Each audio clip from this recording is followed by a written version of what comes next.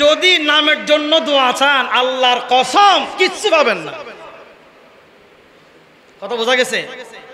যদি হুজুর আমি এসি দিছি, ফ্যান দিছি, আমি এই দিছি, তমুক দিছি, সমুক দিছি, একটু নাম ধরে দোয়া করতেন সহ্য করতেন। যদি দোয়ার জন্যই যদি আপনি এখানে বলার জন্য সবাইকে শোনার জন্য দান করেন, ওই নিয়ত যদি আপনার থাকে দুনিয়াতে শেষ, পরকালে কিছু পাবেন না। কথা কি বোঝা গেছে? এজন্য যত দান গোপনে করা সম্ভব ততই করলাম। নামের জন্য দিয়েছেন, শেষ, নামেই শেষ, কাজে আসবে না।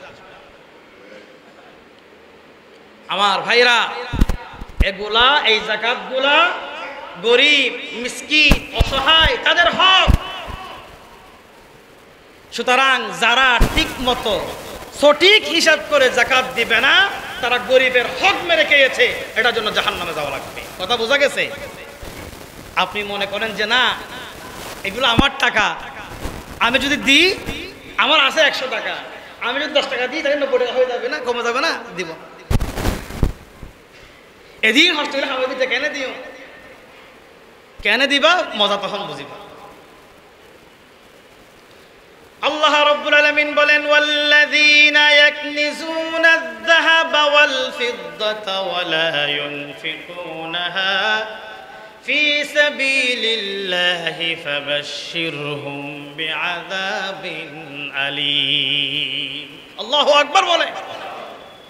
আল্লাহ তাআলা বলেন যারা সোনা এবং রূপা জমা করে রাখে এবং আল্লাহ রাস্তায় দান করে না, আল্লাহর রাস্তায় ব্যয় করে না, যাকাত দেয় না, আল্লাহ তাআলা আমার আপনার প্যারা নবীকে বললেন ও নবী আপনি জানিয়ে দেন যারা সোনা রূপা সম্পদ জমা করে রাখবে, যাকাত দিবে না, আল্লাহ রাস্তায় দান করবে না, তাদেরকে আপনি সুসংবাদ জানাই দেন।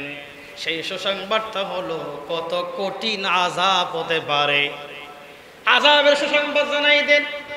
অর্থাৎ এমন এমন যন্ত্রণাদায়ক আযাব আল্লাহ তাআলা আপনাকে দিবেন। আল্লাহ তাআলা বললেন বুঝো, মজা বুঝো, সোনা রূপা সম্পদ জমা রাখার মজা বুঝো, তখন বোঝাবে, তখন টের বাবা।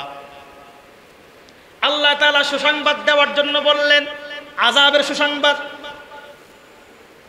এবার আপনারা বুঝে নেন আযাবের কি, কষ্টের কি সুসংবাদ হতে পারে, কথা বলে না। এবার আল্লাহ তাআলা সূরা তাওবার 34 নম্বর আয়াতে এই কথা বললেন। এই কথা বলার পর আমার মাওলা আমার রব এর পরবর্তী আয়াতে 35 নম্বর আয়াতে সূরা তাওবায় আল্লাহ তাআলা বলেন কেমন আযাব আল্লাহ তাআলা দিবেন, কেমন আযাব আল্লাহ তাআলা দিবেন। সেই আযাবের নমুনা আল্লাহ তাআলা কোরআনে জানিয়ে দিলেন। এবার আপনারা বলেন কোরআন আমরা বিশ্বাস করি কি করি না, কথা বলেন। কোরআন আমরা মানি কি মানি না, কোরআনের কথাগুলা কার? আবার বলেন কোরআনের প্রত্যেকটা কথাগুলা কার? আল্লাহ তাআলা যা বলে তা করে কি করে না, কথা বলেন। আল্লাহ যা বলে তা করে কি করে না, এবং আল্লাহ যা চাই তা করতে পারবে কি পারবে না। আল্লাহ তাআলা জানিয়ে দিলেন ইয়াউমা ইউহমা আলাইহা ফি নারি জাহান্নাম ফাতুকওয়া বিহা জিবাহুহুম ওয়া জুনুবুহুম ওয়া যুহুরুহুম হাযা মা কানাজতুম লিআনফুসিকুম ফাযুকু মা কুনতুম তাকনিজুন। আল্লাহু আকবার। আল্লাহ তাআলা বললেন ও বান্দা সোনার উপর রেখে দিলাম, আলমারি বলে রেখে দিলাম, তুমি ইন্ডাস্ট্রির মালিক, বড় লোকের মালিক, এমপির বউ, তুমি চেয়ারম্যানের বউ, যা হও না কেন, সব স্বর্ণগুলা সুইস ব্যাংকে জমা রাখলা, সব স্বর্ণ রূপাগুলা আলমারির ভিতরে জমা রাখলা। বিয়ের সময় ডুলাইয়া ডুলাইয়া সবাইরে দেখাইয়া দেখাইয়া গেলাম, আর গরিব মানুষের বউগুলা তাকায়া তাকায়া কান্না করে আহারে স্বর্ণ তো দেওয়ার আমারও ইচ্ছা হয় কিন্তু আল্লাহ নসিবে দেয় নাই। সুতরাং স্বর্ণগুলা জমা রাখলেন। আল্লাহ তাআলা বলবেন ও দুনিয়ার মানুষেরা শুনো, সেই দিন আল্লাহ তাআলা বলেন ইয়াউমা ইউহমা আলাইহা ফি নারি জাহান্নাম আল্লাহ তাআলা বললেন সেই দিন। এবার সেই দিন কোন দিন বলেন? কথা বলে না। কিয়ামতের দিন আল্লাহ তাআলা বললেন জাহান্নামের আগুন দিয়া ওই স্বর্ণ এবং রূপাগুলা গরম করবে। দুনিয়ার আগুন দিয়া না জাহান্নামের আগুন দিয়া? কথা বলেন, কোন আগুন দিয়া? জাহান্নামের আগুন দিয়া সেই স্বর্ণ এবং রূপাটা গরম করবে। গরম করার পর শুধু গরমের কথা বলে নাই, উত্তপ্ত গরম করবে। গরম করার পর তা দ্বারা সেইগুলো আপনার মুখে, গলায়, পিঠে আল্লাহ তাআলা শেখা দিয়া দিয়া ওই রূপা স্বর্ণ জমাকারী বান্দারে সেজদা করে দিবে। আল্লাহু আকবার বলে। গরম করবে এগুলা, উত্তপ্ত গরম। স্বর্ণ কি গরম হয়?